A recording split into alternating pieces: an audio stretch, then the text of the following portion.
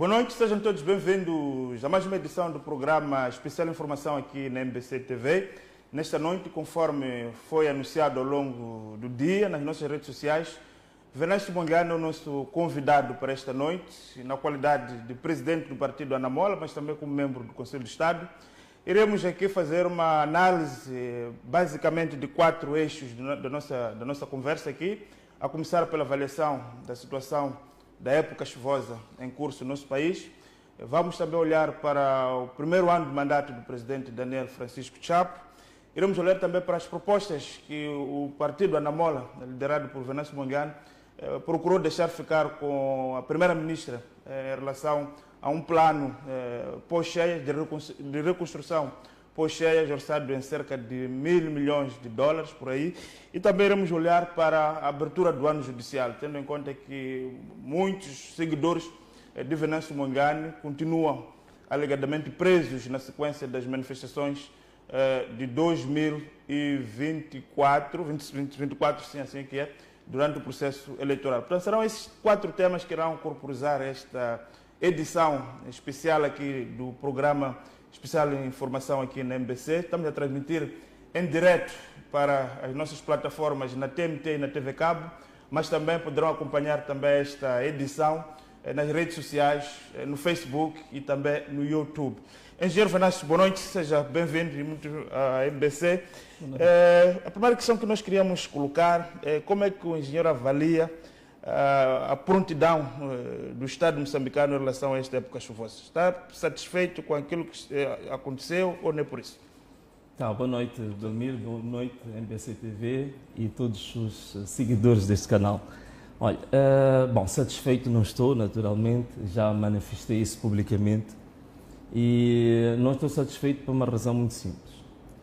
Uma questão é termos consciência de que existem fragilidades financeiras, logísticas, humanas, técnicas, tecnológicas, que já sabemos, mas outra coisa é nós termos oportunidade de ter informação privilegiada e atempada que nos permita ter um plano de contingência para agir no momento certo e reduzir as perdas, seja perdas humanas e outro tipo de bens, e nós não fazermos o devido uso dessa informação. Portanto, o que é sabido que a partir já desde agosto de 2025, nós já tínhamos informação que passou à margem do chamado 12º Fórum da Previsão Climática, em que já estava prevista que o último trimestre de 2025 seria de chuvas acima do normal. E não só se previa chuvas acima do normal em Moçambique, mas também dizia-se que a partir do primeiro trimestre de 2026, os solos estariam saturados e havia de haver uma contribuição um pouco sensível vinda dos países estão montante, porque esses também, já em setembro de 2025, eles já estavam a cerca de 80% da sua capacidade. Então, significa que nós tivemos tempo, informação, cerca de 6 meses antes da tragédia. E o que aconteceu é que não se tomou as devidas medidas para evitar a tragédia. Mas, Venâncio, o governo aprovou o plano de contingência e houve também o pré-posicionamento de meios, pelo menos a informação que existe. Houve também a questão dos apelos, através do sistema de aviso prévio, para a retirada das pessoas nas chamadas zonas de risco. Portanto, Venâncio, bem, primeiro, Belmiro... Reconhece terem visto este exercício ou não? Primeiro o plano de contingência foi publicado em outubro de 2025. Este é o primeiro erro, porque a previsão climática já previa que seria outubro, novembro e dezembro o risco de ter chuvas acima do normal. Portanto, esse plano de contingência de que estamos a falar, ele já é anunciado tardiamente, praticamente no período em que as chuvas já tinham iniciado. Esse é o primeiro ponto. O segundo ponto é que este plano de contingência ele foi publicado em outubro de 2025 e só tinha 50% do orçamento.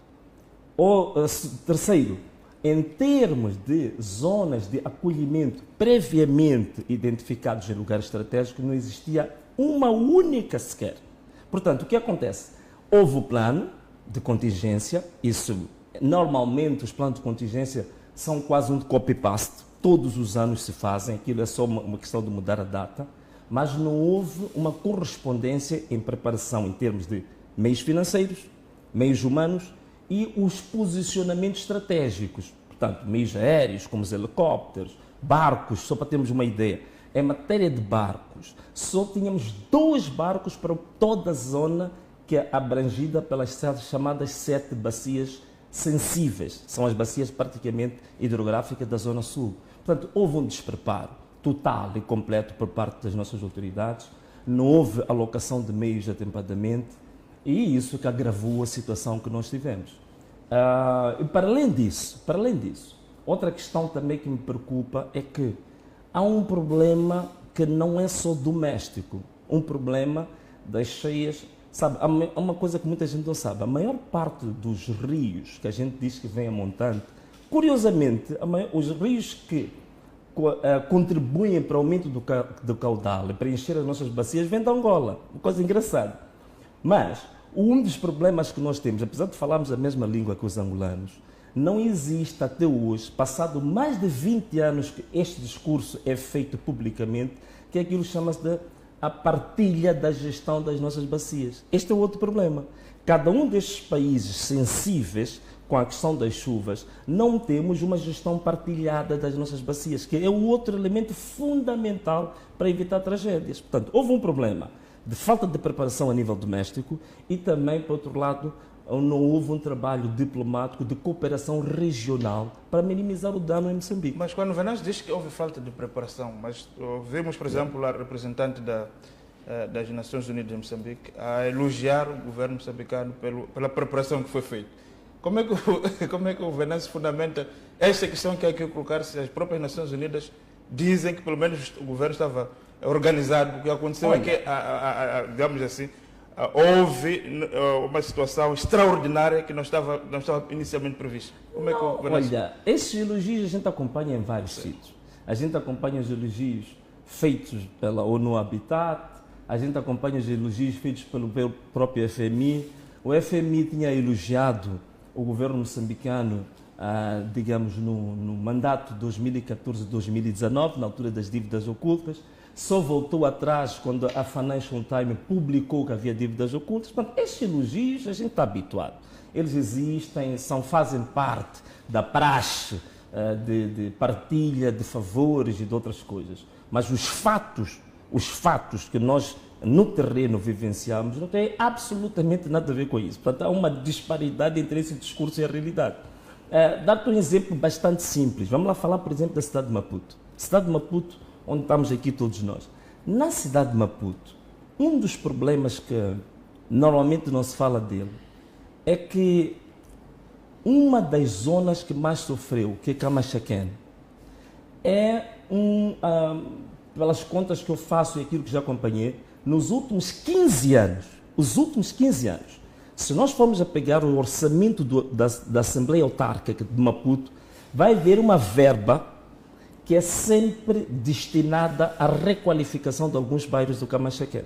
Nomeadamente, Camachaquén C, Mafalala, são sempre verbas alocadas para isso. Mas o processo da requalificação desses bairros, em que a maior fasquia do orçamento seria exatamente para a questão do saneamento, nunca foi aplicada. Então, é um problema estrutural que estamos aqui a falar. Sim, um problema muito mais estrutural. Estamos a falar, sim, de um problema estrutural, mas também há um outro problema, também um problema de corrupção. Diga-se a verdade, outro problema de corrupção. Estou a falar da cidade de Maputo porque é um caso que eu conheço e eu estudei os orçamentos do município nos últimos 15 anos. E tem sempre verbas para a requalificação, mas não existe uma única rua que já foi requalificada nessa zona. Então, nós temos aqui um problema estrutural, temos limitações, sim, concordo, temos limitações em termos de infraestrutura hidráulica para este tipo de desastres, temos limitações financeiras, mas também temos um outro problema, o problema da corrupção, o problema do despreparo e também, até certo ponto, se me permitires o termo, o problema das nhongas também que andam no meio disto. Então, esta aqui é a grande questão. Por exemplo, Moçambique tem por aí cerca de 16 barragens. 16 bacias hidrográficas, é o que eu quero dizer. Estas 16 bacias hidrográficas, as infraestruturas que existem para a contenção dessas águas, 95% são as mesmas de 70, 80 anos. Portanto, nunca se fez absolutamente nem a reabilitação e muito menos a construção de novas barragens, porque isto é o que o país está a precisar. Um dos problemas, uma das questões para a solução disto, passando para as soluções, uma das questões para as soluções disto é a construção de novas barragens. Mas barragens são bilhões de dólares. Há condições para o país, neste momento, fazer um investimento maciço nessa perspectiva? Não há dúvidas nenhumas que as barragens são muito caras, não restam dúvidas nenhumas. Mas o problema é, nós temos que ir fazendo isso com o tempo. Eu, por acaso, estive ontem a fazer um exercício interessante. Fui ver o plano quinquenal do mandato do presidente Nyusi e estive a ver este último plano quinquenal do Chapo. Uma coisa engraçada. O plano quinquenal do presidente Nyusi já previa, ao longo dos 5 anos, construção de 3 barragens. 3 barragens. Passaram os 5 anos e foi construída uma única barragem. Não vi o plano quinquenal anterior do primeiro mandato dele. Portanto, esta é a grande questão. É que nós podemos, paulatinamente, se nós tivéssemos construído, no mínimo, 2 a 3 barragens por ano, nesta altura, nos últimos... Construir barragens, 2 a 3 barragens por ano? Não é possível, depende da dimensão da barragem. Né? Há barragens grandes, há barragens pequenas, por exemplo. São rios muito grandes. Sim. Não, depende das barragens. Por exemplo, há barragens, eu até posso dizer, fazer uma consulta muito rápida. No plano 2020, 25, 24, estavam previstas construir 70 barragens médias. Estava a falar de 3 barragens. Barragens mesmo. As barragens, há barragens médias e há barragens grandes. Portanto, podem ser dessas dimensões. Mas o grande problema é que isso tudo foi colocado nestes programas de desenvolvimento, mas nunca foram implementados. A minha grande questão, esse é o exercício que eu não fiz, era preciso vermos depois a execução orçamental de cada um desses anos, para sabermos se esse dinheiro saiu ou não saiu. Porque em alguns dos casos, nós temos verbas desta natureza que o dinheiro é disponibilizado, são feitas, digamos assim, os créditos destes valores e depois não são aplicados no fim a que são destinados. Como aconteceu, por exemplo, no IDAI. No IDAI o país recebeu, está aprovado, o país recebeu quase $1 bilhão.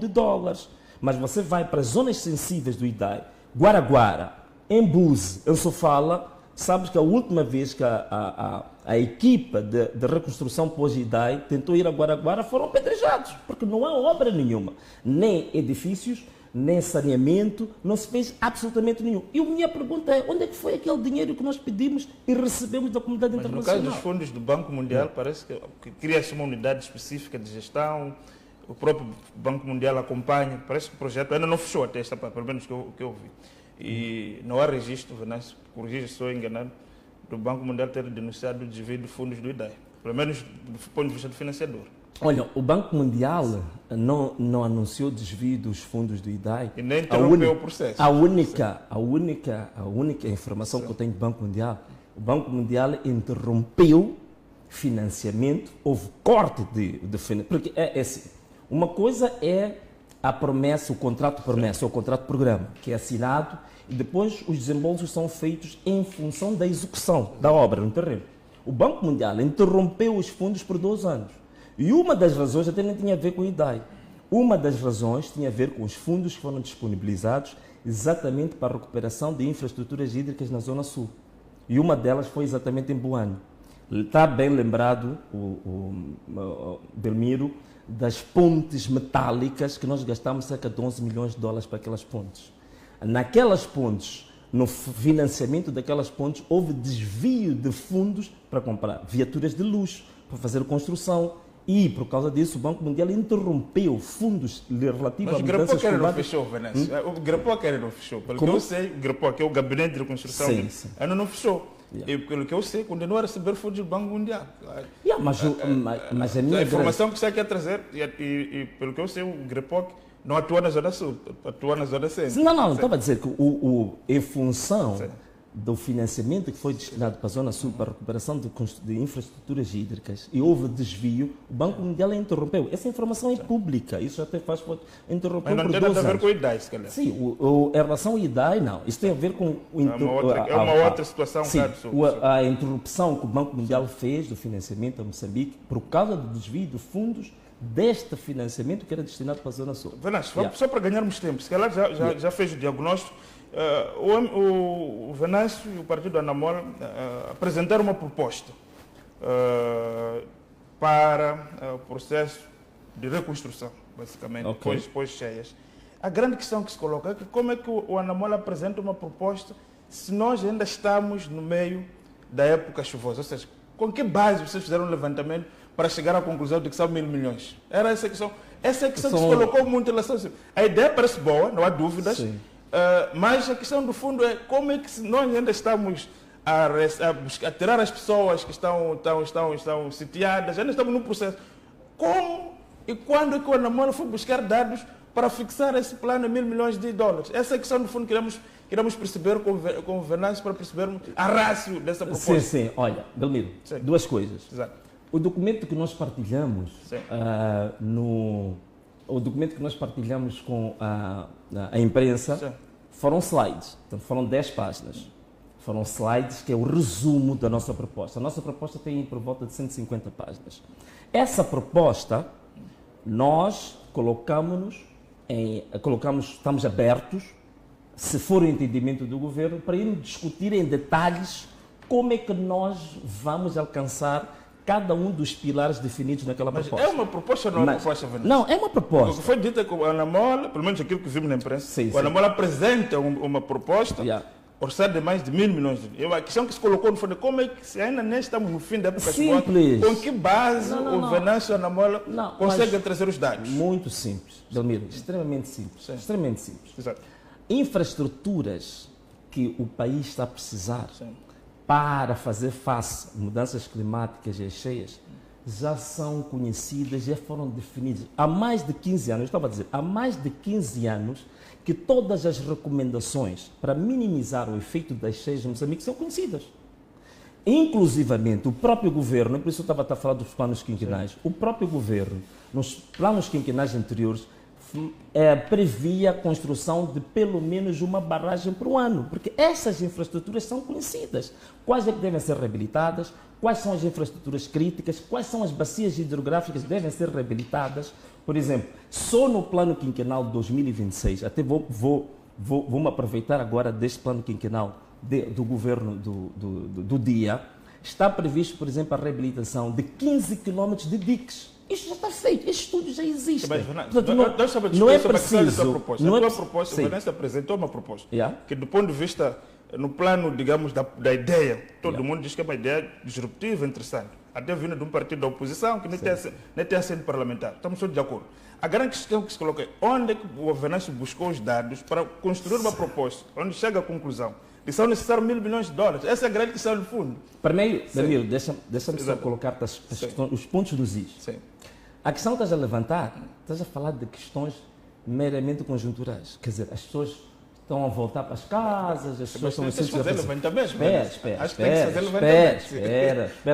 deixa-me explicar. Então, essas são questões conjunturais. Nós fizemos um programa trienal e o investimento que está lá é investimento estrutural. Significa que não tem nada a ver com a questão das pessoas que estão nos centros de reassentamento ou não. São infraestruturas fundamentais para exatamente barrar, minimizar o efeito das cheias. Esses dados existem. É por isso que estou a dizer que esses dados existem, nós temos o plano detalhado e estamos abertos para discutir com o governo exatamente o plano mais detalhado. Nós mandamos apenas um resumo. Esses dados existem.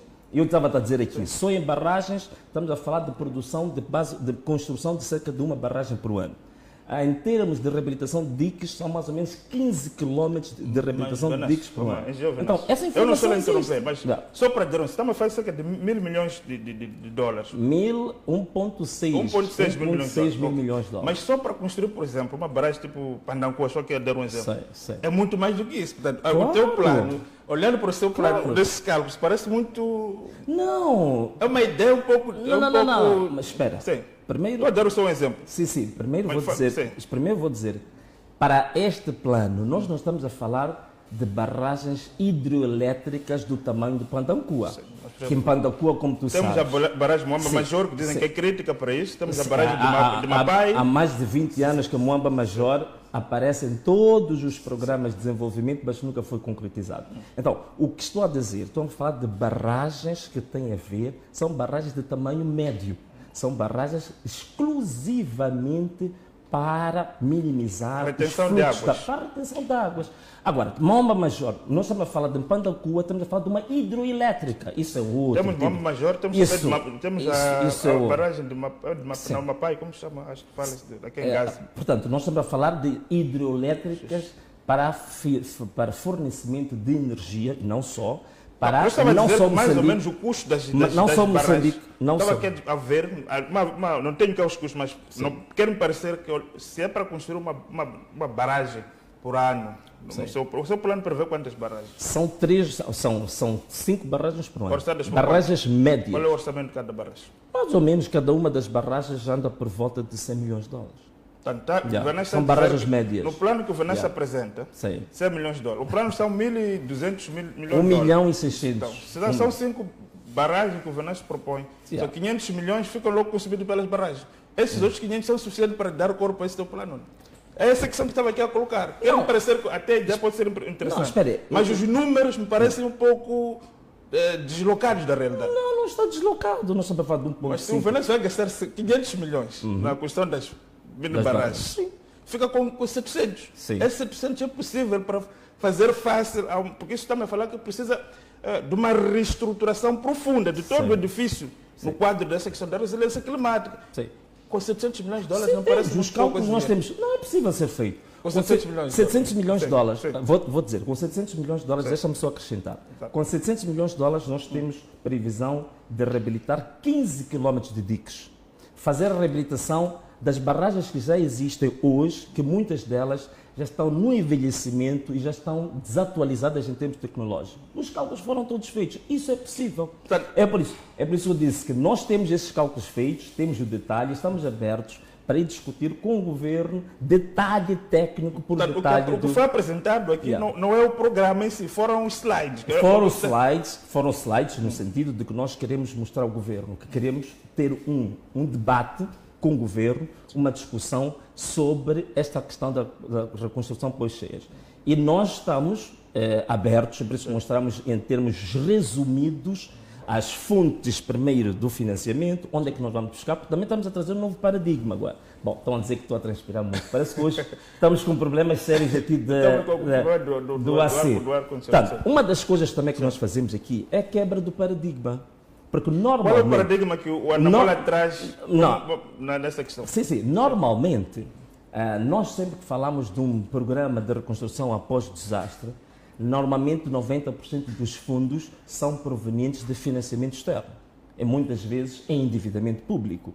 Nós estamos a trazer uma vertente que queremos discutir detalhadamente com o governo, que é possível até 90% desses fundos serem adquiridos com base em recursos internos, com recursos próprios. Isso é possível. É uma questão de redirecionamento das fontes de receita que nós temos, por várias fontes, e nós podemos fazer o financiamento da nossa própria reconstrução. Que, na verdade, isso representa o quê? Isso representa aquilo que é a filosofia básica do surgimento do nosso partido. É por isso que a gente diz, este país é nosso. No sentido de que nós temos possibilidades de redirecionando devidamente as nossas receitas, digamos, fiscais, nós podemos, vários projetos serem resolvidos com recursos internos e não precisamos constantemente, estamos de mão estendida a pedir dinheiro fora. Acho que todo mundo concorda.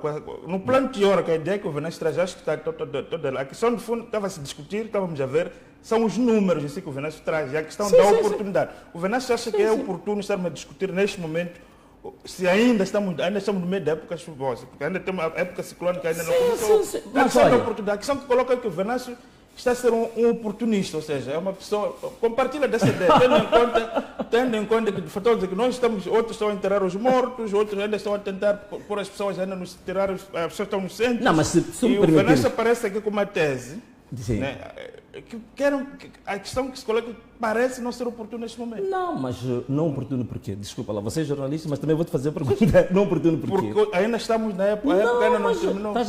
Aí é que está mal a formulação da questão. Eu disse, nós temos duas questões. Nós temos questões conjunturais. Estamos a enterrar os mortos, temos que alimentar as pessoas têm que regressar aos seus pontos de residência. São questões conjunturais. O que eu estou a dizer, estamos a falar de investimento infraestrutural. É isso aí. Mas nós podemos fazer. Faz com base em levantamentos concretos. Eu já disse. A estrada estava fechada, quando é que fizeram os levantamentos? Só engano. Não. Ou o plano resume-se só às barragens? Caro amigo, eu falei do 15 km de diques. Eu falei de 15 km de diques. Portanto, o plano não falei foi, só para da produção das barragens. Plano, e eu falei também agora... Só para fecharmos essa parte. O plano resume-se, digamos, numa discussão teórica. Não foi feito nenhum levantamento nesta época. Olha, você está fazendo uma questão meramente interessante do ponto de vista filosófico. Qualquer tipo de plano é teórico. Tem que ser teórico, mas temos de fazer um levantamento concreto da situação. Ainda não foi feito esse levantamento. O que estou a dizer, muito simples, Belmiro. Volto a repetir. Pega nos planos quinquenais, os últimos 2, 3 planos quinquenais. Todas as questões que o Moçambique precisa, em termos de reabilitação ou intervenções infraestruturais, esses levantamentos existem. São conhecidos. Não tem nada a ver com essa situação atual. Não, o problema é o seguinte. É que a ideia que ficou é que o plano que o Venâncio apresentou tem a ver com a situação atual. Não tem nada a ver com isso. Acho que esse esclarecimento é importante. Tem a ver com o investimento que devem ser feitos infraestrutural que o país precisa para não ter situações ciclicamente como as que nós tivemos agora. Pelo menos a parte evitável é possível com o investimento infraestrutural. Ficou muito claro, Eleição, porque a ideia é que parece que o Venâncio feito um levantamento. Não, Belmiro, eu vou dizer uma coisa, que esse é um dos problemas que nós temos aqui neste país. Muitas das vezes, até isso acontece até com pessoas esclarecidas, até mesmo no mundo jornalístico, as pessoas normalmente vivem ciclos e a análise que eles fazem dos ciclos é sempre uma análise conjuntural. Quer dizer, houve cheias agora, é exatamente como o governo também o fez. O governo, se tivesse usado a informação da previsão climática que já existe, tanto a nível nacional como a nível regional, muitos dos danos que nós tivemos teriam sido evitados se tivesse usado a informação da previsão climática. Então, a questão que se coloca, as pessoas só discutem questões conjunturais, quer dizer, temos que alimentar as pessoas, temos que enterrar os mortos, não sei o quê. Mas nós temos que discutir, temos que fazer uma discussão um pouco mais profunda, que é discutir os aspectos estruturais. Não é? E esses aspectos estruturais são conhecidos. Portanto, a proposta do Venâncio colocou ao governo, pretende desenvolver aqui uma conversa um pouco mais concreta com o governo para apresentar esse plano. Claro. Para além do governo, vai ser socializado com a sociedade civil, com o parlamento? É por isso que nós, quer dizer, em princípio, o plano de reconstrução pós-cheias, nós apresentamos o governo por quê? Nós apresentamos o governo porque não é uma iniciativa legislativa, é uma matéria do Executivo. Sim. O Executivo, se por alguma razão chegar a uma conclusão de que precisa de pedir um orçamento retificativo, isso não tem problema, pode apresentar uma iniciativa legislativa. O que nós estamos a fazer é uma contribuição técnica para a discussão das prioridades daquilo que pode ser constituído como, digamos, um programa para a nossa reconstrução, para o país se reerguer. Exatamente. E isso pode ser feito pelo Anamola, pode ser feito pelo Belmiro, pode ser feito por qualquer cidadão. Portanto, eu sei a discussão que existe, até vi os textos escritos por aí, mas o grande problema é o seguinte, é que nós fomos educados de uma forma que nós, como cidadãos, nós somos apenas objetos. O governo é que determina, o governo toca a pauta e nós só dançamos. Mas é importante nós começarmos também. Isto também tem um efeito pedagógico. E o efeito pedagógico é mostrar aos moçambicanos, à sociedade civil, de que nós próprios podemos ser parte integrante da planificação, das soluções, dos grandes problemas que o país tem. Essa questão, acho que foi dito que o plano do Anamola é disruptivo desse plano. Não, é por isso mesmo. Por exemplo, agora, há pessoas que estavam a dizer que, Venâncio, vocês apresentaram também um programa que tem a ver com acoplar o problema que surgiu relativamente às cheias. Nós apresentamos um programa para revolucionar a parte da educação e que nós chamamos Seja Padrinho Escolar de uma Criança. E esse programa ele traz uma coisa interessante. Eu sei que as pessoas dizem, não, mas vocês estão a imitar porque já existe alguém que está a recolher material escolar. Este é que é o grande problema. É que nós, quando pensamos nas crianças, pensamos na escola, todos nós corremos apenas para ir buscar um lápis, um afiador e não sei o quê. Isto é uma questão conjuntural. Outros países já existe. Isto é uma questão conjuntural. Agora, o que é que nós estamos a trazer? Ainda vou aproveitar aqui as câmaras da televisão para saber. O que é que nós estamos a apresentar? Mas se calhar eu ia propor essa questão do Não, mas deixa-me só terminar essa parte. Okay. O que é que nós estamos a propor? Nós estamos a propor o seguinte. O conceito de redistribuição de renda, nós sempre temos um conceito de que o tesouro público é que é a fonte para a redistribuição de renda. Mas nós nunca pensamos no cidadão. Que o Belmiro, que certamente consegue ter, no final do mês, paga todas as suas despesas, ainda consegue fazer poupança. A poupança do Belmiro pode também ser reconfigurada como parte da redistribuição da renda para o país. Então, se o Belmiro alocar 5% da sua poupança mensal para um programa que tem a ver com o melhoramento da educação a nível nacional, e o Belmiro fizer, o Venâncio fizer, o Nariz fizer, e todos aqueles que conseguem algum rendimento, acredita, Belmiro, nós também acreditamos que os problemas sérios que a educação enfrenta hoje, em 1 ano, 2 anos, nós podemos resolver. A perspectiva do Venâncio é que não podemos pensar que tudo é com o governo ou com o Estado. Os cidadãos também têm uma quarta parte a fazer isso. Exatamente, essa é a proposta que nós estamos a trazer. E tanto mais que essa proposta... Os americanos tinham com a USAID. A USAID era a contribuição dos cidadãos. Nós estamos a trazer essa proposta por quê? Estamos a trazer essa proposta porque há uma ideia, um pouco, digamos, deturpada, de que tudo que é oposição, quando olha para questões do Estado, tem que estar sempre a apontar o dedo, ter um olhar, um criticismo em relação ao Estado. Então, nós estamos a separar o Estado do governo, estamos a separar o Estado do partido que está no poder. E olhando a política dos últimos 30 anos. Olhar para o Estado. Então, quando nós olhamos para o Estado, nós temos que nos ver, cada um dos cidadãos, nós todos conjuntamente, somos parte do próprio Estado. Então, nós estamos a arranjar soluções de Estado, não soluções de um partido político da oposição, nem soluções de uma organização watchdog do governo. Nada disso. Sempre houve aquela ideia de que é uma cultura política que foi cristalizada, no sentido que o partido da oposição significa crítica. Quem da oposição tem que criticar, porque se não criticar, vai ser acusado de ser a comer com a situação. Então, se calhar um pouco disso, ou seja, é uma cultura política sempre. A questão da crítica, eu penso que é um dos pilares da atuação da oposição, mas não é a única. A oposição também tem que ter projetos próprios. É que durante muito tempo a oposição ficou guetizada na crítica. Não, é importante. É importante fazer a crítica, mas não é a única. A oposição também tem que ter uma vertente da sua própria ação em concreto para resolver problemas concretos que o povo tem. Então, esta questão dos programas que nós apresentamos, tanto o programa para a educação, tanto o programa para a habitação, tanto o programa que nós apresentamos para a agricultura, é exatamente a forma como nós estamos a usar, sem precisar gastar dinheiro, sem precisar estender a mão, como a gente sempre faz para o FMI e o Banco Mundial. Nós estamos a trazer um modelo, um novo paradigma de encarar situações críticas do país com base em recursos internos e envolvendo os cidadãos todos. Acho que o próprio ministro dos Transportes falou que as boas ideias eram bem-vindas. Quando houve aquela discussão, que eu não queria trazer aqui o pai da cada dia que passa, Venâncio, cada dia que passa, estão a emergir novos pais. O próprio Ismael Musa reagiu para dizer que também é pai da proposta. Então, acho mas deixa-me só explicar isso. Deixa-me só explicar. Ainda bem que tu estás a tocar nesse assunto. Ainda bem que tu estás a tocar nesse assunto. O ministro não foi honesto. O ministro não foi honesto. Portanto, cometeu mais uma matrombada.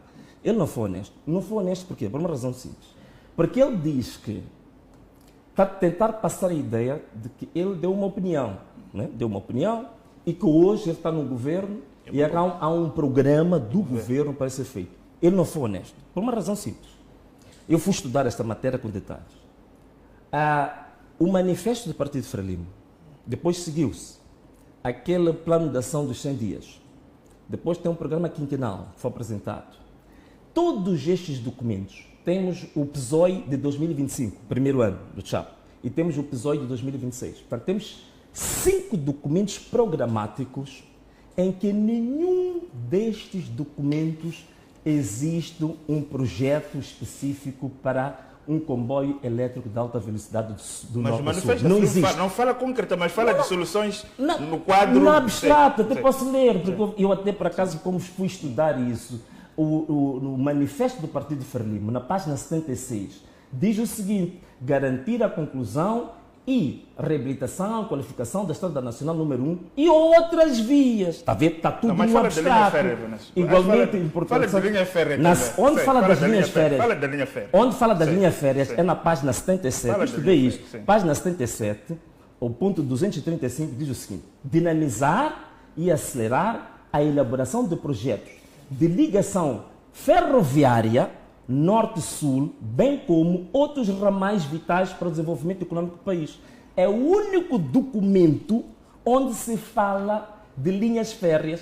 Foi o manifesto que a Frelimo apresentou em julho de 2024, isto é, 3 meses depois do nosso manifesto, mas fala tudo no abstrato, não fala em concreto do comboio elétrico de alta velocidade. E mais, agora deixa-me só terminar isso, agora aproveito também, deixa-me aproveitar um momento.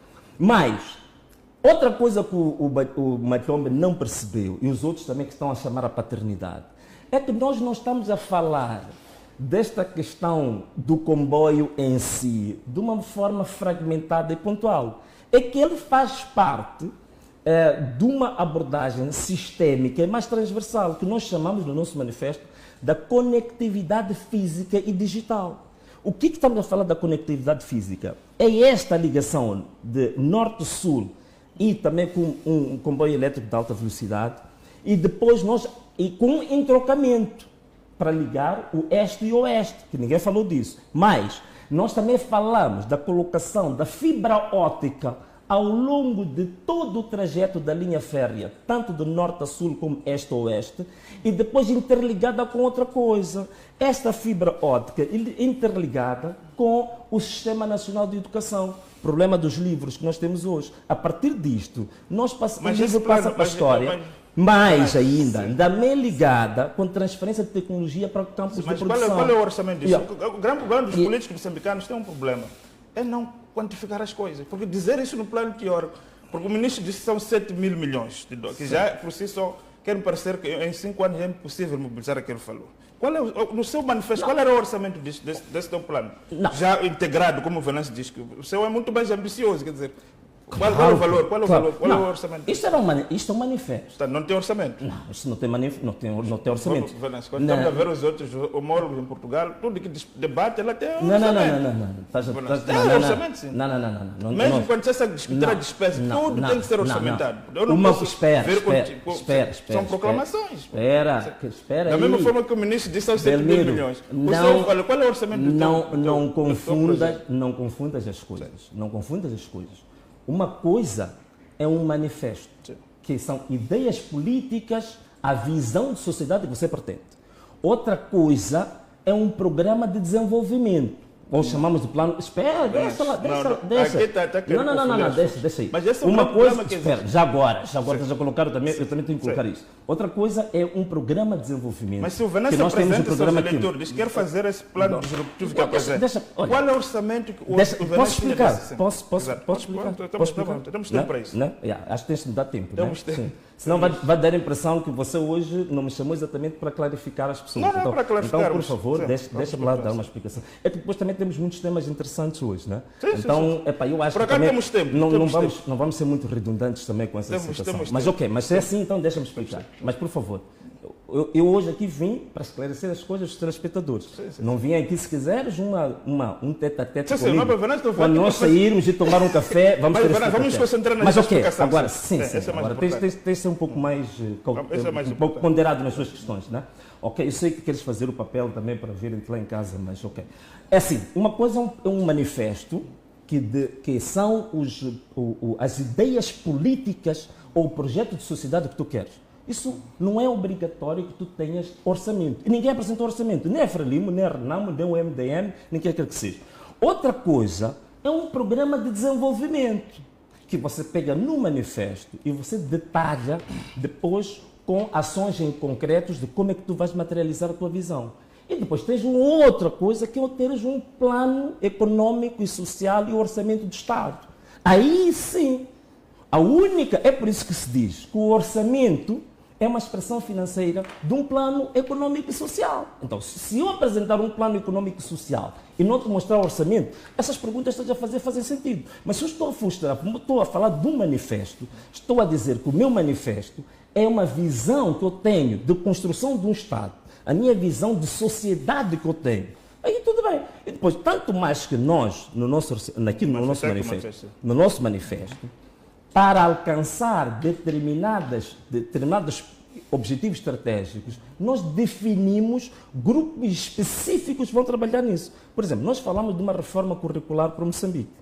Para tal, nós prevemos, aqui no nosso manifesto, a constituição de um comitê de peritos em educação que vão ter um determinado período para fazer um programa. Da linha férrea. Não, mas não, estou a dar um exemplo, ok? Se quisermos falar da linha férrea... Só para fecharmos essa não, parte. Se quisermos falar da linha férrea, por exemplo, nós também temos aqui a constituição de uma unidade específica para o desenvolvimento territorial. Que a linha férrea, na verdade, acaba sendo parte da gestão do desenvolvimento territorial do país. Nós também temos ideias sobre o desenvolvimento territorial. Só para fechar mesmo a primeira parte, antes de irmos ao intervalo, a par dessa proposta que o Venâncio apresenta ao governo, que foi, obviamente, a intenção foi saudada, embora a discussão está aí em relação aos números, é a oportunidade. A outra questão que se colocou foi, ao mesmo tempo, o Venâncio fez uma carta dirigida ao secretário-geral do Conselho do Estado, na perspectiva do secretário fazer diligências para que o Presidente da República convoque uma sessão do Conselho do Estado para os membros do Conselho do Estado discutirem uma eventual declaração de estado de emergência em algumas zonas por causa dessa questão das cheias. A questão que se coloca é, olhando para a Constituição da República, ela é clara quando diz que o Conselho de Estado é órgão de consulta do Presidente, ou seja, o Presidente que convoca, não se extrai daí qualquer disposição constitucional ou legal em que o membro pode pedir ao Presidente do Conselho de Estado, chame-nos para nós te aconselharmos. Como é que pronto, é uma coisa nova também que o Venâncio tem essa particularidade. Só queria nos explicar mais ou menos dessa questão. Sim. Bom, como é que se diz? Esteja começado mesmo do fim. A grande questão, se calhar o Belmiro não está lembrado, na primeira sessão que foi convocada para o Conselho de Estado, eu penso que foi um dia antes do Dia da Independência Nacional, portanto foi dia 24 de junho de 2025, se não estou enganado, e que depois foi adiada. Nesse dia, e eu partilhei até com a imprensa, mesmo convosco, apresentamos um anteprojeto de revisão da Lei do Conselho de Estado. E nesse anteprojeto de revisão da Lei do Conselho de Estado, uma das questões que nós colocávamos lá é exatamente tornar o Conselho de Estado mais interativo e que os membros do Conselho de Estado também pudessem fazer propostas de revisão de leis, propostas legislativas, logicamente submetindo ao próprio Conselho de Estado para discutir. Porque, lógica simples, não vamos agora entrar muito em tecnicidade. Sim. Se eu vou aconselhar alguém, se eu realmente sou conselheiro de alguém, então eu tenho que pensar aqui numa coisa muito, muito simples e lógica. É que há assuntos que podem ser da autoria do aconselhado, mas há assuntos também que o aconselhado pode não estar a vislumbrar. Então, se eu sou conselheiro, eu posso fazer uma proposta ao meu aconselhado para debatermos um determinado assunto. Por que o Venâncio então, não dirigiu a carta de uma perspectiva mais reservada, nessa perspectiva que o Venâncio está a trazer? Porque a crítica que se coloca ao Venâncio, acho que todo mundo concorda que o Venâncio está a trazer uma nova forma de fazer política municipal. Acho que todo mundo está de acordo. A questão, do fundo, é que parece que o Venâncio ignora muito, digamos, aquilo que são a liturgia das instituições. Por exemplo, se o Venâncio quisesse falar com o presidente Chapo sobre essa necessidade, o Venâncio até tem números, eles ficaram reunidos. Porque a questão, do fundo, o Venâncio parece estar mais do que ele sabe, mais do que querer o encontro, quer simplesmente fazer um número político. A questão, no fundo, é essa que se coloca. Não, mas olha, vou dizer uma coisa. Sim. Belmiro, vou dizer uma coisa, Belmiro. A questão de estar a fazer um número político, estar a fazer aproveitamento político, estar a fazer um marketing político, eu acho que isso é uma questão da liberdade de cada indivíduo fazer essa interpretação. Agora, o que importa mais, não é? E penso que vocês como jornalistas, e tu como jornalista, devias estar um bocadinho preocupado com isso, é saber se a proposta em concreto tem mérito ou se não tem mérito. E se a proposta em concreto ela, sob o ponto de vista nacional, é pertinente ou se não é pertinente. Se traz valor acrescentado ou se não traz valor acrescentado.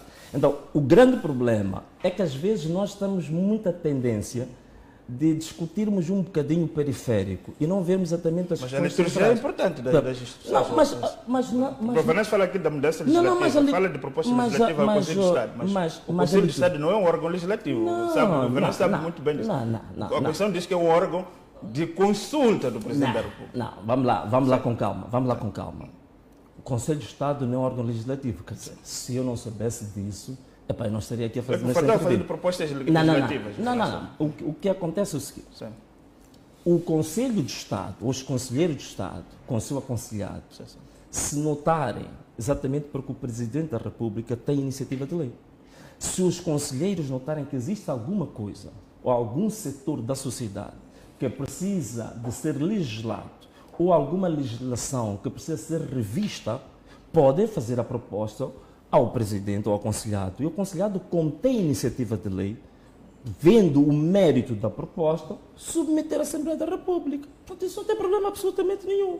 Quer dizer, parecem tão simples e tão límpido como a água. Portanto, não vejo aí tragédia. Então, não vê problema nenhum nessas iniciativas? Não, de forma nenhuma, pá. De forma nenhuma. Portanto, não tem problemas nenhuns da liturgia. Portanto, nós temos um secretariado. Aquele é o secretariado do Conselho de Estado.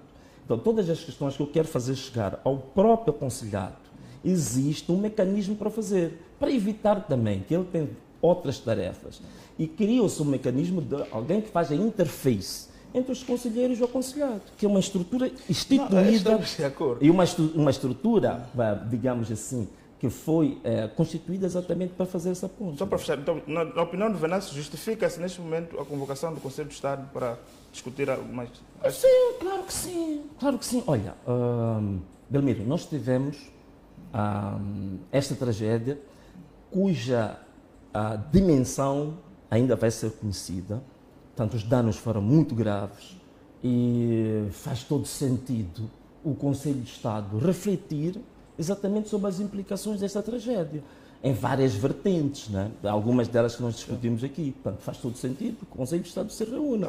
E até pode resultar que o Conselho de Estado chegue à conclusão de que não tem nenhuma proposta em concreto a colocar, mas também já discutiu o assunto, já socializou o assunto. Portanto, essa que é a minha grande questão.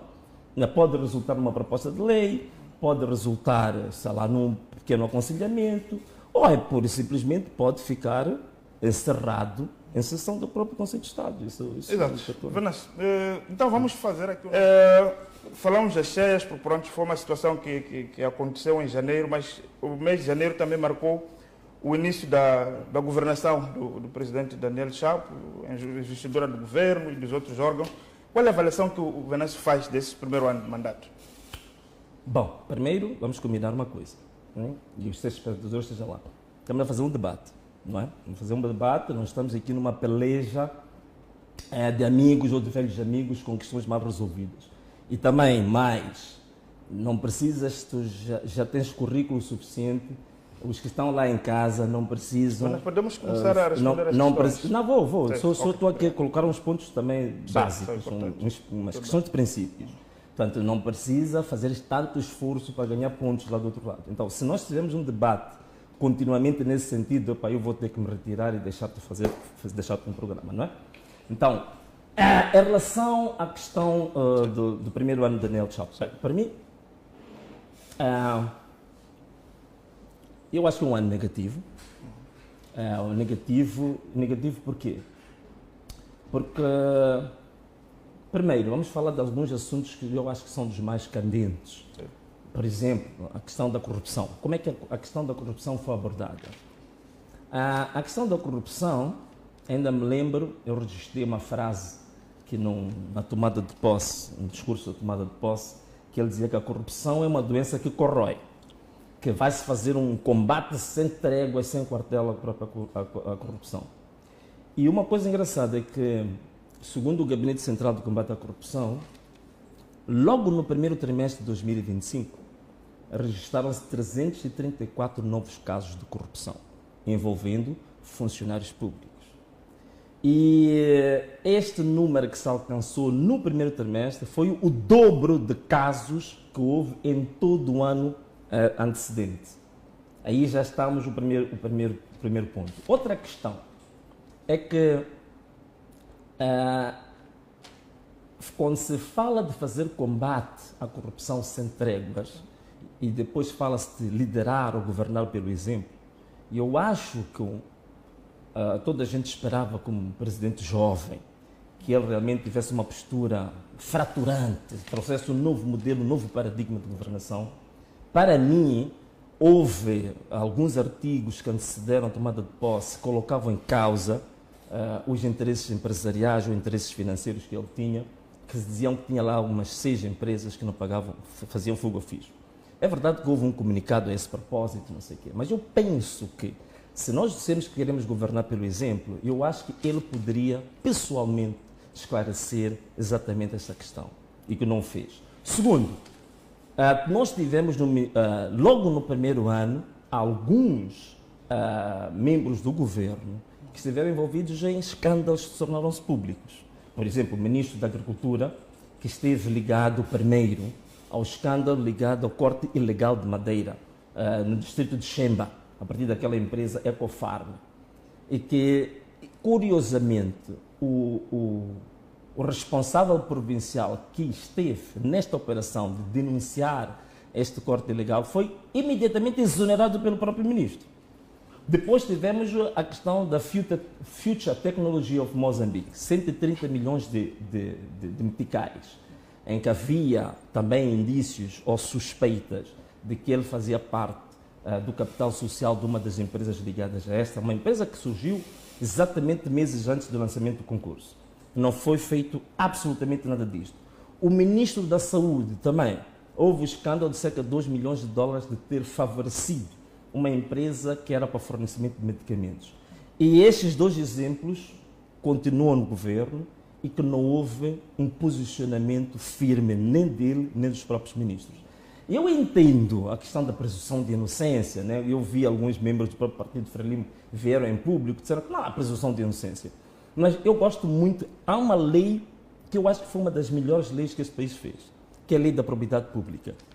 A Lei da Probidade Pública é uma norma que eu gosto muito dela, já não me lembro exatamente onde é que ela está escrita. Aquela lei traz uma coisa para mim espetacular, que diz assim, que, olha, um servidor público, ou um titular de um órgão público, mesmo que factualmente não esteja em conflito de interesses, mas se a situação em que ele estiver envolvido criar a sensação, atenção a isto, estamos falando de um termo que já não é jurídico, criar a sensação de que ele está em conflito de interesses, a Lei da Probidade Pública diz que recomenda-se que ele declare escusa. Quer dizer, independentemente da questão da presunção... Em qual dos casos? Para os 2 casos, tanto o Ministro da Agricultura como o Ministro da Saúde. Independentemente da situação de eles realmente gozarem dessa presunção de inocência, mas se passam a sensação de que estão envolvidos num escândalo financeiro e que estão envolvidos em atos de corrupção, ou eles, ou o chefe deles os demitia. Exatamente também para os preservar. Essa é outra cultura que nós não temos. Então, outra questão... Na sua perspectiva, nesse campo, ainda estamos, na sua perspectiva, esses 2 ministros deviam ter sido... Deviam ter sido... eu até acho que deviam ter sido eles primeiro. Eles podiam pedir dispensa, pelo menos para permitir que a Justiça fizesse o seu trabalho com isenção. Outra questão também que ficou pendente é que no próprio discurso de abertura ele fala dos funcionários fantasmas. E depois descobre-se os tais 18 mil funcionários fantasmas a partir daqueles aplicativos de inteligência artificial, mas depois não se deduziram responsabilidades sobre isto. Outra questão também tem a ver com a indústria mineira, o grande caso de Manica, que envolveu a governadora e os filhos. Portanto, o posicionamento assumido pelo Presidente da República e pelo próprio governo, para mim, não foi de forma nenhuma exemplar. Ainda vou falar talvez seja o último tema este sobre a questão de corrupção. Na indústria extrativa, no governo, no discurso de abertura, ele prometeu criar o chamado Fórum de Transparência do Setor Petrolífero. Passou um ano inteiro, esse fórum nunca foi criado, porque era um fórum que em princípio ia envolver sociedade civil, partidos e os outros. Isso nunca foi criado. Outra questão também tem a ver com a questão da segurança nacional. Segurança nacional, por exemplo, a questão dos raptos e sequestros. Ainda me lembro e registrei as palavras que ele usou. Diz, vamos enfrentar o crime organizado e garantir que a segurança volte a ser uma realidade para todos os moçambicanos. A justiça não pode ser uma promessa distante. O que acontece é que, em relação aos raptos e sequestros, até novembro de 2025, tínhamos 10 casos de raptos. E fazemos um paralelo. Desde 2011, que se registrou o primeiro rapto até hoje, estamos a somar cerca de 305 raptos em Moçambique. Só esta indústria, daquilo que foi registrado, são cerca de 350 milhões de dólares foram pagos em resgates. Portanto, não houve avanço quanto a isto. A educação. A educação, que ele dizia que será um pilar central da nossa transformação. Estes são os termos dele. Será o pilar central da nossa transformação. Educação foi um retrocesso total. Portanto, nós temos problemas na educação, a reestruturação dos currículos, digamos assim, os indicadores de educação continuam dos piores do mundo e da África. Nós continuamos a ter hoje problemas muito sérios com a literacia e a escrita. Existe um estudo que foi feito, de estudo da avaliação do aprendizado, que foi feito por uma organização que se chama SACMEC, que é uma organização que faz estudos a nível da África Austral, que mostrava que em Moçambique 3% de alunos da terceira classe é que sabem ler e escrever. Mostrava ainda que continuamos com diferenças regionais abismais. A Zona Centro, por exemplo, onde tem maior taxa de desistências. Zona Norte temos a maior taxa de reprovações. Os melhores professores alocados nas zonas urbanas. Temos 1%, olha para este dado que é um dado interessante. Só 1% dos professores que foram entrevistados, 1% dos professores dominam 80% do currículo da quarta classe. Classes sensíveis, primeiro e segundo ciclo do ensino primário. Classes sensíveis. E só cerca de 60% dos professores sabem fazer subtração de 2 dígitos. Portanto, tenho aqui muitos dados que podia aqui partilhar, que mostra claramente que não houve nenhum avanço, não houve nenhuma reforma estruturante a nível da educação que mostrasse isso. A nível da reforma fiscal, bom, foi aquilo que aconteceu. Portanto, a alteração do código do IVA, por exemplo, até acho que uma colega vossa, uma jornalista, fez um artigo muito interessante que mostra que houve uma asfixia em termos de taxação sobre os pequenos contribuintes. Né? A área da saúde, ainda vi, ele dizia que cada vila, cada localidade terá acesso a cuidado de saúde básica. Portanto, resumindo, Vanessa, só para em termos resumidos, eu penso que nas questões fundamentais, que são na educação, são na saúde, na segurança, não falamos do terrorismo, mas a questão do terrorismo foi o pior ano em termos de deslocados, em termos de assassinatos que houve e, digamos, os tentáculos do terrorismo que passaram também para Niassa e passaram para Nampula. Portanto, nas questões fundamentais, me parece que o ano pode ser considerado um ano medíocre. Eu digo sinceramente. E quais serão as propostas, nessas áreas que o Venâncio colocou, quais seriam as propostas que o Venâncio acha que deveriam ter sido implementadas para que o ano pudesse ser melhor? Para depois entrarmos na questão da discussão econômica também. Bom, eu se calhar... Bem, primeiro, em relação à questão da corrupção, como eu te falei, e eu penso que a primeira coisa que tem que acontecer, temos que ter um presidente que se coloque no escrutínio público. Primeira coisa, porque tu nunca vais combater a corrupção se tu próprio não dares exemplos inspiradores ao povo e aos funcionários de que você é o homem mais transparente, que a tua vida é um livro aberto. Então, eu acho que devia fazer esse exercício. Primeiro, todas as suspeitas que caíram sobre ele, sobre fuga ao fisco, ele pessoalmente devia vir ao público esclarecer isso e deixar as contas dessas empresas abertas para mostrar que ele está limpo. Primeiro ponto. Segundo ponto, eu penso que o que se esperava de um jovem, por exemplo, na reforma do Estado, né? Hoje, mesmo os que não são de direito já cantam o que diz a Constituição da República sobre o Presidente da República não pode assumir funções privadas de nenhuma forma. Eu penso que ele teve uma oportunidade soberana de mudar a história toda, que é ter evitado ter se esgueirado de concorrer ou de ser eleito como presidente do Partido Frelimo. Ele podia ter feito isso. Eu tinha feito uma proposta minha, eu disse, olha, a ser eleito presidente da República de Moçambique, eu automaticamente deixo de ser líder dentro do meu partido.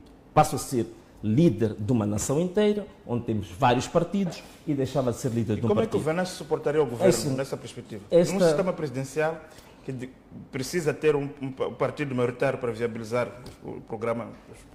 Sim. Como é que o Venâncio acha que ia fazer, não sendo líder, por exemplo, também não seria membro, ou ia fazer, entregava o cartão, como é que fazia isso? Nós tivemos uma situação em Portugal, mas um regime semipresidencial, que Mário Soares foi entregar o cartão do PS durante aqueles 10 anos.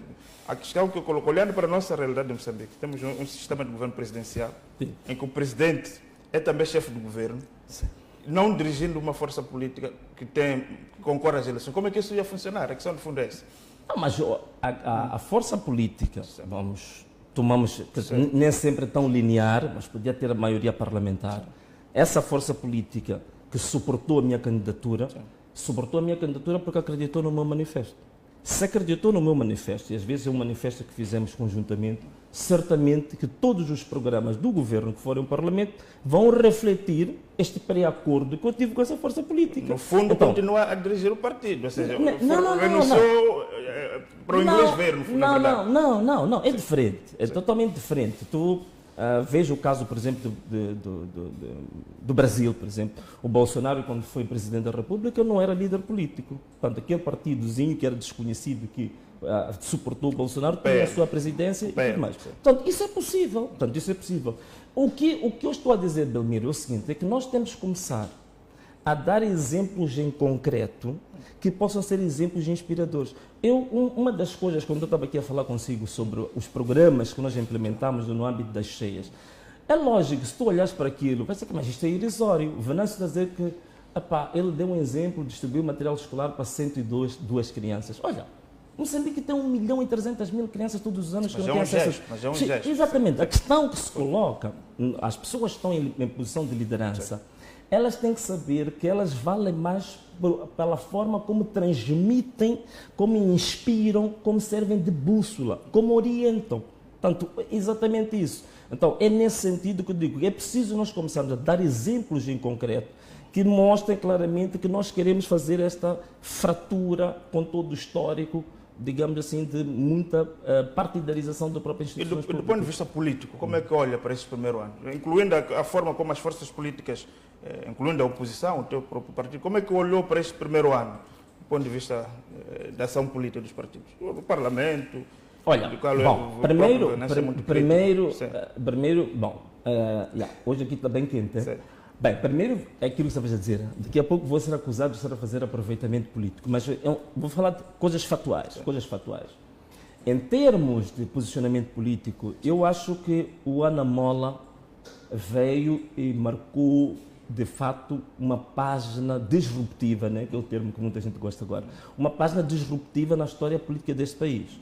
Primeiro, nós fomos a primeira organização política que apresentou um programa quinquenal antes do próprio governo e levamos a público. Portanto, nós apresentamos antes deste governo levar ao Parlamento, nós levamos um pré-programa quinquenal, levamos a público. Nós, neste momento, temos cerca de 15 iniciativas legislativas, não estando no Parlamento, que submetemos ao Parlamento. A maior parte deles nem teve resposta até hoje. Talvez sobre a bandeira e mais 2 ou 3. Mas a maior parte ainda estamos à espera da resposta. Nós somos o primeiro partido que introduz um cartão de membro eletrónico. Que hoje, graças a Deus, vejo que a Frelimo já está a fazer recenseamento e já prometeu também que quer fazer um cartão biométrico. Portanto, eu acho que acabamos dando bons exemplos e dando uma lufada de ar fresco e iluminar um bocadinho o cenário político nacional. Neste momento, para além dessas questões, mesmo falando da questão da tragédia que aconteceu há pouco tempo, se fores a ver o posicionamento da Ana Mola, nós acabamos sendo um catalisador até para os outros próprios partidos também se envolverem nisto. Então, eu penso que, do ponto de vista político, o Ana Mola colocou-se, para mim, como um partido mais inovador, apesar de só ter apenas 4 ou 5 meses de vida. mais interventivo, mais dinâmico nesse aspecto. Agora, o que eu posso dizer em relação ao quem está a governar, 2 ou 3 aspectos que eu acho realmente, para mim, extremamente tristes que aconteceram em 2025. Primeiro, nós tínhamos uma situação de uma tensão nacional e que tivemos 2 encontros em março, depois tivemos outro encontro em junho. E nesses encontros nós chegamos a acordos em questões fundamentais que era para garantir a estabilidade no país. E, infelizmente, para minha tristeza, é ver uma pessoa adulta que nós tivemos uma conversa a 2, face a face, né? Curiosamente, um dos jornalistas, um dos vossos colegas, que é o Ercílio de Salema, até tem essa conversa gravada. Então, eu até desafio a ele, se um dia puder publicar o que ele gravou. Portanto, nós chegamos a acordos sobre questões fundamentais. Foram acordos, normalmente os acordos, tem uma outra força, outra forma jurídica. Nós tivemos consensos em relação a algumas questões. Eram acordos, eram consensos. Nós tivemos consensos em relação a algumas questões fundamentais. Nomeadamente. Uma das questões fundamentais que nós tínhamos chegado ao consenso era em relação aos detidos no âmbito das manifestações de 2024. E o nosso entendimento é que havia 2 formas de resolver o assunto e que tinha que passar, tínhamos que materializar isso a partir da Assembleia da República, que era todos aqueles que tivessem sido condenados e haviam de beneficiar, digamos, de uma... Teria uma lei de amnistia? Sim, a lei da amnistia seria para todos aqueles que estivessem detidos, mas que ainda as suas situações não tivessem transitado em julgado. Amnistia em sido sobre crimes, Exatamente. Depois, nós, e aqueles que tivessem sido condenados, iam beneficiar do indulto. Mas o nosso consenso era para a globalidade daqueles que foram detidos nessa circunstância. Esse nós tivemos um consenso. O segundo é que todos aqueles que tinham sido feridos durante aquele período, muitos deles tinham problemas básicos, que não tinham acesso à saúde, era ter acesso ao Sistema Nacional de Saúde gratuitamente. Isso também não chegou a acontecer. Outro ponto era relativamente aos que perderam vida. Eu digo, aqueles que foram assassinados durante este período. Portanto, alguns deles eram garantes de rendimentos nas suas casas, portanto, muitos deles eram pais de família. Então, o nosso entendimento em relação a isto, que era preciso arranjar formas de compensação a essas famílias. Quem devia fazer era o Estado? O Estado, naturalmente. Isso era o Estado a fazer, né? E eu ainda me lembro muito bem das palavras dele, que ele diz o seguinte: olha, vamos aqui dar a instrução. Estava ali o Ercílio, que era a pessoa que serviria de ponto de contacto da parte do governo, e o Denis Tivani, que seria, digamos, o nosso pivô. Sempre falava, vocês os dois têm que fazer um calendário que é para nós fazermos o levantamento dessas pessoas todas nessa situação, para nós avançarmos. Mas dali em diante, pura e simplesmente, esquivaram-se da situação e nunca mais quis assumir. Até fiquei parvo, vi-lhe dar uma entrevista em Portugal e a dizer que ele nunca teve nenhum acordo e que não há nada a cumprir. Quer dizer, para mim foi gritante ver uma pessoa adulta, uma pessoa de diligência normal, fazer aquele tipo de afirmações. Mas fora disso, outra questão também fundamental é que nós tivemos, até março que tivemos o primeiro encontro, os membros que faziam parte do meu projeto político, portanto ainda não tínhamos o partido, nós tivemos 45 assassinatos. Portanto, pessoas, membros nossos, foram raptados em casa, assassinados e lançados no mato. Fizemos um levantamento exaustivo, com fotografias, com nomes, as circunstâncias. Fizemos um trabalho aturado, que foi obra. E nós submetemos uma denúncia na Procuradoria com o conhecimento do Ministro do Interior. Então, fizemos 3 relatórios, um em janeiro, outro em fevereiro, outro em março, que foi o nosso primeiro encontro. Depois fizemos um resumo de todas as denúncias que fizemos relativamente a isso e submetemos ao próprio Presidente, que era para ele tomar conhecimento. E este assunto também é outro assunto que está totalmente esquecido. E ainda há pouco tempo, nós há 2 semanas voltamos a ter um caso em Luabo. Assassinaram mais 2 membros do partido da Anamol, que eram coordenadores em Luabo.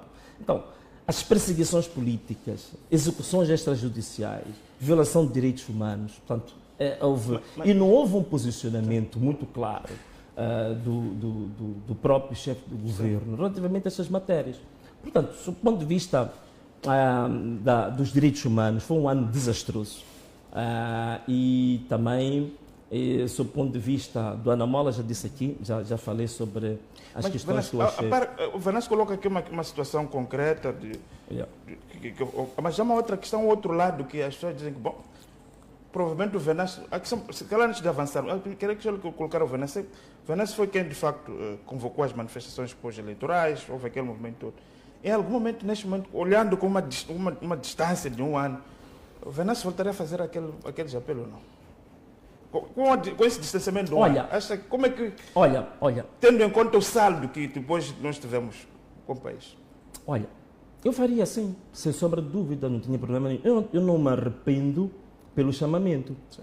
Porque o chamamento que nós fizemos, repara muito bem, em todos os anúncios que eu fazia, era simplesmente para paralisar a atividade laboral, levantar cartazes, cantar o hino nacional. Outra coisa interessante, este foi um dos grandes ganhos que nós tivemos nas manifestações. Mas não acho que o movimento foi infiltrado por pessoas com caráter um pouco violento. Durante o período das manifestações, o espírito patriótico, cantar o hino nacional, toda a gente a uma mesma hora, tu não vias isto há quanto tempo?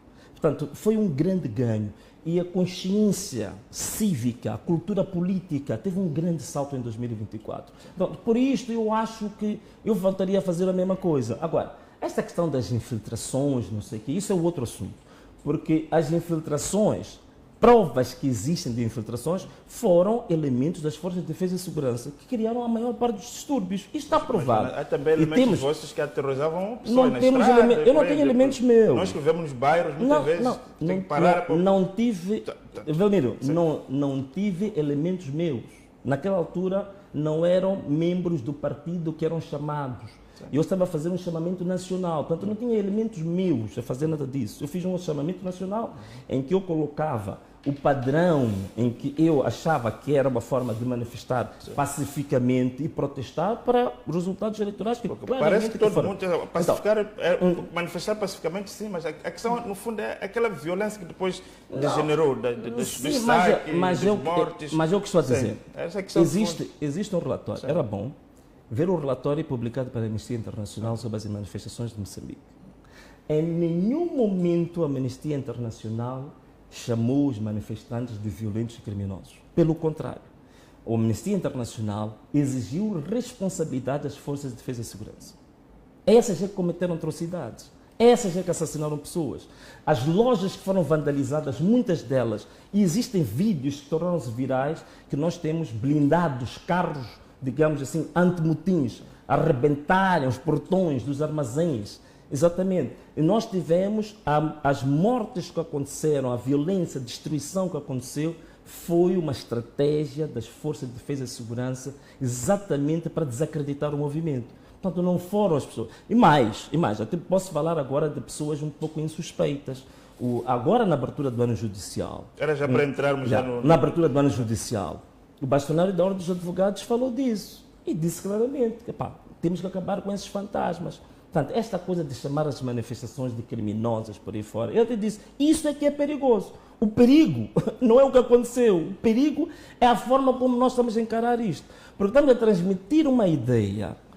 Aconteceram as mortes, aconteceram os assassinatos, a polícia assassinou pessoas, e nós ainda vemos agora, rotular as próprias vítimas de criminosas. Quer dizer, isto é uma dupla violência para essas pessoas. A destruição de bens, a empresários, da mesma forma que há registro claramente de pessoas que morreram, tanto da violência policial, mas há pessoas que perderam os seus bens com as manifestações, viram seus empreendimentos de anos a serem saqueados, e que as pessoas também, ou do Venâncio ou do Estado, esperam alguma coisa para dizer. A questão que estava colocada num distanciamento de um ano depois. Mas olha, qual é a avaliação que eu olho? No calor da sua campanha agora, com esse distanciamento de um ano, quando aquilo começou a ganhar aquela proporção de violência, de intimidação ao direito das pessoas de ir e vir, por aí, em algum momento, acha que em algum momento o Venâncio perdeu o controle daquele movimento? Olha, eu não tinha que ter controle de nada. Nem era o meu objetivo ter o controle de nada. Venâncio que dizia para amanhã acordarmos, fazermos isto, amanhã bater uma panela, amanhã depois fazia. A questão do fundo é isso. Está bem, perfeitamente. O que eu fazia era fazer um apelo. Fazer um apelo. Tal e qual, se tu estás a recordar, tudo começou no dia em que foi assassinado Elvino Dias. Ali é que começa todo o movimento. Depois do assassinato de Elvino Dias, nós nos deslocamos ao local do crime e uma das coisas que nós notamos foram as forças de defesa e segurança a apagarem provas naquele dia. E uma das coisas que nós dissemos, olha, vamos, no dia 21 de outubro de 2024, vamos nos encontrar no local do crime e vamos manifestar o nosso repúdio. E nós até dizíamos, não só por Elvino Dias, mas por Elvino Dias e toda a lista de pessoas da sociedade civil, políticos, por aí fora, que já foram assassinados ao longo desses anos. Naquele dia foi uma manifestação totalmente pacífica e justificável, legítima, porque o meu advogado pessoal e mandatário político havia sido assassinado. Naquele dia, a atuação da polícia foi aquela. Aliás, colegas vossos, houve um colega vosso, acho do outro canal, que naquele dia também ele foi ferido. Eu, por acaso, conheço o jovem, porque até hoje ainda tem sequelas daquele ferimento. Portanto, o que aconteceu? Aquilo é que mostra o padrão, de fato, de que onde é que esteve o lado da violência. Onde é que esteve o lado da violência? Está muito mais claro. Desde o primeiro dia que se convocou as pessoas a protestar, a polícia sempre carregou sobre as pessoas, sobre um direito constitucional, sobre um direito legítimo de protestar. Né? Exato. Não sei se, acho que ficou claro, não sei se há uma questão aqui nesse tempo para entrarmos na questão do ano judicial, o tempo também já nos abandona. Não sei se ficou um tema aqui por falar nessa questão do balanço do ano, para avançar para a questão da abertura do ano judicial, que é o último tema. Não, sobre o balanço, aquilo que eu tinha dito, quer dizer, é um balanço claramente negativo, um balanço do ponto de vista econômico, social e político, eu acho negativo, com ênfase para o jogo. E como é que olhou para essa questão da abertura do ano judicial? E Venâncio falou agora de que há membros do seu partido, são do seu partido ou são do movimento? Porque essa é a grande questão. Assim, esses são, sim, era a grande questão também. Eram do movimento, né? Movimento. Porque sim, foi até o último relatório que nós submetemos, foi março. Sim. Portanto, o partido não estava constituído. O partido foi constituído em 15 de agosto de 2025. Portanto, mas eles já faziam parte do projeto político. Aliás, nessa altura, nós já estávamos na recolha das assinaturas para submeter para o registro do partido, não é? Então, como é que olhou para essa questão do... Mas, sempre, antes de dizer, é uma questão que o Venâncio fala da intolerância política. Como é que avalia o fato de, apesar do Venâncio estar a referir a essas questões, o ministro Sais ter deferido a alegação do seu partido, o próprio presidente da República ter dirigido a posse que confere o Venâncio como membro do Estado, agora com foro privilegiado? Bom, é um pouco contraditório, não é por isso? Não é, porque essas duas ações, se calhar eu não vou me alongar muito, elas foram resultados de pressão. Foi no quadro dos acordos? Não, isso foi uma pressão nacional e internacional. Portanto, não foi no quadro dos acordos, mas houve uma pressão para que tal acontecesse. Isso foi uma pressão. Acho que esse esclarecimento era importante. Então, tivemos agora a abertura do ano judicial. Qual é a sua expectativa em relação a este ano, 2026? Na questão do aprofundamento, do Estado de Direito, qual é a avaliação que faz? Olha, e qual dos discursos que tenha marcado? Marcou mais, sim. Olha, Belmiro, eu tenho, apesar de tudo, todas as questões que estão a acontecer, eu disse ainda há pouco tempo que assassinaram 2 membros nossos, mas eu estou muito otimista em relação ao ano 2026, sobretudo do lado, digamos assim, da cultura cívica. Eu notei que em 2025 houve uma espécie de esmorecimento, sobretudo da sociedade civil, notou-se um certo retraimento, não é? Não sei exatamente o que andava à volta, mas eu estou muito confiante e otimista. O ano 2026 vai ser muito rico em eventos cívicos. Acha que a sociedade civil está também um pouco resignada? Ela está, mas eu este ano... Qual é a razão que há várias, mas bom, eu como não faço parte dessas organizações, não vou me debruçar muito sobre isso, mas, por exemplo, uma das coisas que eu estou otimista é que nós começamos bem este ano. Nós ainda estamos no primeiro trimestre e, por exemplo, relativamente a algumas questões estruturantes que têm a ver com os direitos humanos, os direitos cívicos, estou a ver um movimento efervescente da sociedade civil a fazer essa luta. Por exemplo, agora submeteu A questão o CDD, do CM, né? o CDD já submeteu portanto, o requerimento para o provedor, que o provedor é que tem a iniciativa. Portanto, então, o provedor, para interceder ou para ser espécie de mandatário do CDD para submeter o requerimento para declaração de constitucionalidade ao Conselho Constitucional. Estou a ver agora o Fórum Mulher, que também está a fazer recolha de assinaturas. O nosso partido, Ana Mola, também está a fazer a mesma coisa. Então, eu estou um pouco otimista e gostaria tanto que este movimento que está a começar agora, que pudesse crescer e ser, este ano, ser um ano, não para, digamos assim, o privilégio e para, digamos assim, para os políticos estar na ribalta. Eu gostaria que este ano fosse a sociedade civil na ribalta. Portanto, a cultura cívica pudesse marcar o ano 2026. E eu estou otimista nisso e espero que isso possa acontecer. Infelizmente, o que eu noto é que existe uma espécie de polarização na parte política. Portanto, mas dizem que o Venâncio é um dos pivôs dessa polarização. Sim, no sentido em que ou somos nós, ou só são eles, ou somos nós. Aquela radicalização estamos a ver agora em Portugal, estamos a ver no Brasil. Sim, mas sabe por que está a acontecer isso, Belmiro? Por razão simples. O que acontece é que... De fato, a polarização é evidente. Sim, nas redes sociais, aqui estou a ver. Sim, de mim sabes que falam de tudo, menos alguma coisa. Existem televisões, existem rádios, jornais, blogueiros, que para terem um pouco de audiência têm que pôr em qualquer momento o Venâncio Molhado no meio do título. Para... Venâncio radicaliza ou polariza. Então, o que acontece é que isso está a acontecer porque exatamente por causa digamos assim, do paradigma de fazer política que está a mudar. Portanto, o que acontece é que ao longo destes quase 30 e poucos anos de democracia multipartidária, apesar de nós termos os partidos todos que tivemos, o partido no poder, mesmo nos momentos em que tinha baixos indicadores económicos, sociais e outros, sempre, digamos assim, foi prevalecente em termos de domínio do território político, do território mediático. Né? Então, o que acontece agora é que esse território político, a Frelimo agora sabe que está a dividi-lo com a Ana Mola. Então, isto naturalmente é uma coisa que nunca aconteceu antes e está agora a suceder. Naturalmente que isso vai criar diferentes percepções e muda um bocadinho a atmosfera política, mediática e do debate nacional. Que eu acho muito interessante. Olha, nunca aconteceu neste país um partido extraparlamentar fazer maior número de propostas legislativas que todos os partidos parlamentares em um mandato. Eu fui relator de 2 bancadas. Eu fiz estudos sobre a produtividade da Assembleia.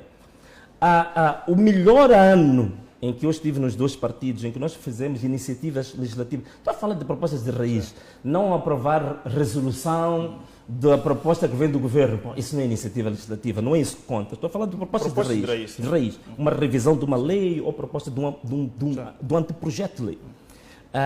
O melhor ano, no mandato em 5 anos, só se produziu cerca de 7 a 8 iniciativas legislativas de um partido parlamentar. Foi a melhor coisa que eu já vi durante os 2 mandatos em que eu estive no Parlamento. Nós hoje já apresentamos, em apenas 5 meses de existência, já apresentamos cerca de 14 projetos, 14 iniciativas legislativas que demos entrada no Parlamento. Um partido que não está no Parlamento, um partido extraparlamentar. Então, eu acho que sim, isso cria naturalmente vários tipos de sentimentos, sensações, né? Tantos que já têm história nisto, mais antiga que nós, alguns ovacionam, outros sentem-se incomodados com isto. O próprio Partido Frelimo agora também é obrigado a recriar-se. E também é bom, né?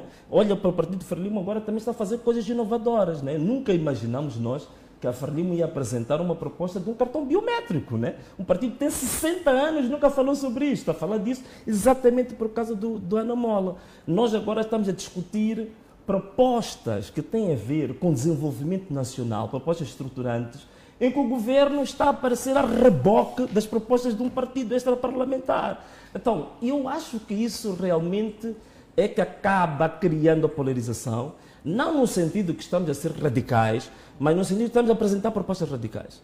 Não, nós estamos a apresentar propostas radicais. Por exemplo, uma das propostas radicais... Só para fechar, temos 2 minutos só para fechar. Exatamente. Uma das propostas radicais interessantes, essa que eu gostaria mesmo de falar, olhando para os espectadores, foi a nossa proposta de revisão da lei da maioridade civil. Que, curiosamente, essa proposta, uma pessoa insuspeita apareceu, penso, 2 ou 3 semanas depois, a dizer que concordava, que é exatamente o venerando presidente do Tribunal Supremo. Ele apareceu a dizer que aquela proposta era meritória. Logicamente, que também ele, para não ficar em maus lençóis com o sistema, dizer que não, ele já tinha pensado naquilo antes. Tudo bem, não interessa a forma como a narrativa é feita, mas apareceu o presidente do Tribunal Supremo a dizer que sim.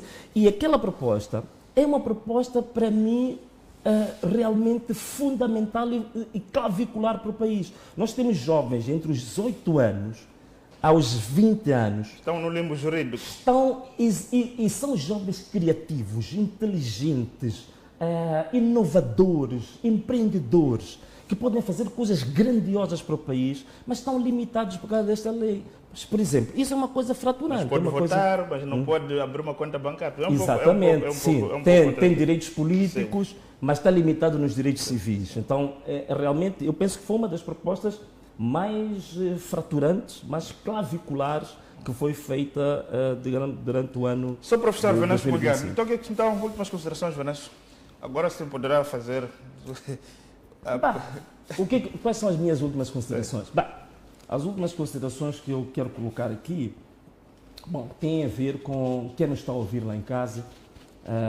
Primeiro agradecer a ti, Belmiro, pelo debate acalorado, né? Também estás a transpirar muito, também ficaste um bocado... O Venâncio não está muito habituado a esse tipo de debate. Daquilo que eu percebi, o Venâncio não está muito habituado a esse tipo de debate. Não, mas olha, eu fui formado nisso. Sabes que eu fui comentador de televisão durante anos. Leva teus temas. E depois eu mas era modelos hoje em dia, se for a ver os debates na mesma interesse, são desse modelo. São sim, mas mas o que acontece é o seguinte... O que acontece, eu sei que o modelo de debate é este, mas tem a ver com a qualidade da pergunta.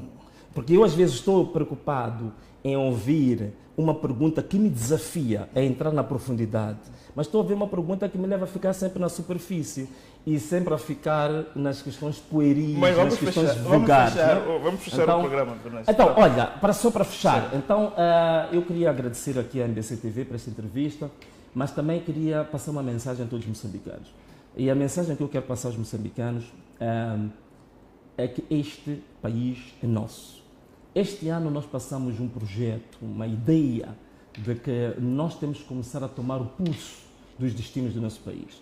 Nós não somos simplesmente objetos que temos de estar constantemente à espera de um Estado-papá, seja Estado-papá ou então de uma mão externa que venha, digamos, dar-nos algumas doses para nós vivermos. Nós temos que começar a tomar pulso do nosso país. Este país, a salvação deste país não está no endividamento externo, a salvação deste país não está num certo partido, a salvação deste país está nos moçambicanos. Então temos que nos empenhar em várias iniciativas que a própria Ana Mola lançou e que levam o próprio cidadão a ser um ator ativo, dinâmico, para nós alcançarmos índices de desenvolvimento, de felicidade e de satisfação. Então é isto que eu queria chamar. Vamos tomar pulso do nosso país, vamos reafirmar que o povo é que está no poder, vamos reafirmar que este país é dos moçambicanos e não é de um punhado de amigos setários, partidários. O país é dos moçambicanos, este é o nosso ano. Temos que mostrar que o povo é que está no poder.